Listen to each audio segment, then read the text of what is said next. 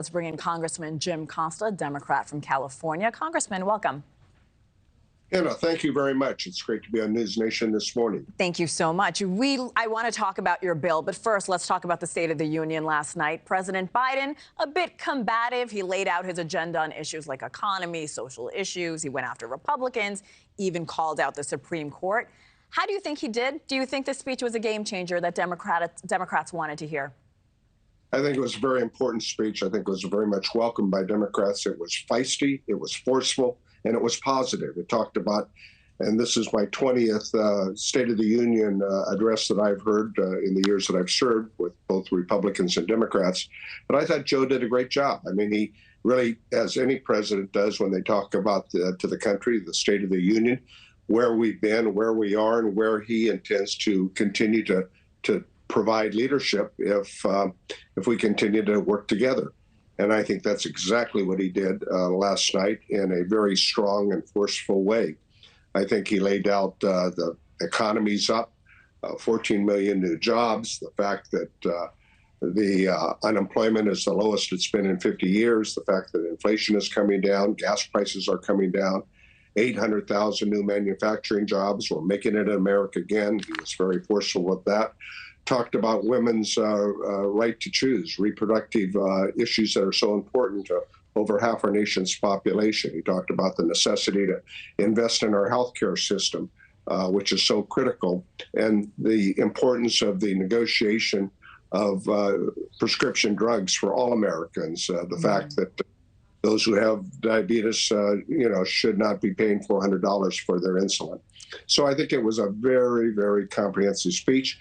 And it talked about our responsibility as the leader of the world with Ukraine, the situation in Israel, the need for humanitarian assistance, which defending our borders and defending our democracies act is all about the legislation, that this bipartisan legislation that we've introduced, and knowing that China and Russia are adversaries. Let's talk about your new bill, sir, to boost border security, aiming to achieve operational control of our country's borders for a year, and also requiring immigration officers to step up expulsions. What would that involve exactly, sir? Well, I think we take on the negotiations that took place in the Senate between Senator Langford and Senator Murphy, and we try to take those parts of it that had strong bipartisan support. That's what this legislation reflects. As a matter of fact, James Langford and I served together in the House, and I saw him in the well last night, and I thanked him for his efforts. And I said, Jim, I says, under the category of no good deeds goes unpunished, we thank you for the 4 months of hard work. Hopefully we can build on that and get this passed with this legislation. Let's dive into your bill a bit further. It seeks $47 billion for Ukraine's defense, includes billions to defend Israel and Taiwan.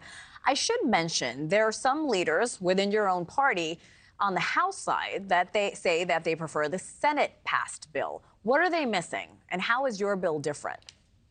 Well, I support the Senate legislation as well, but what we're trying to do is, if the Speaker is unwilling to bring that legislation to the floor, to provide an alternative. And if we are able to get this Defending Our Borders, Defending Our Democracies Act on the floor, we can also use the amending process to improve upon it. So I just came back from Ukraine 2 weeks ago Saturday. I met with the Ukrainian parliament and members of the Ukrainian government.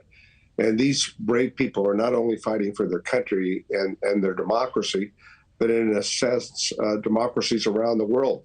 This is a fight that we're all in it together with Russia's attack, war criminal President Putin, who has kidnapped over 40,000 Ukrainian children, bombed hospitals and schools.